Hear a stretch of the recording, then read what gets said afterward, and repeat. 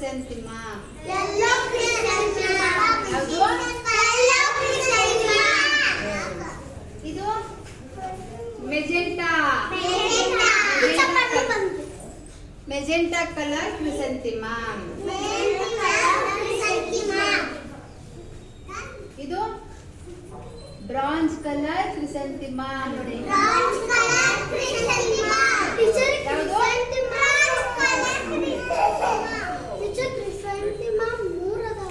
ಮೂರು ಅದಾವ, different colour ಅದಾವ.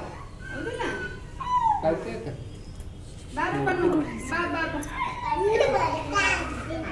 ಓಕೆ, ಇದು ಯಾವ ಫ್ಲವರ್?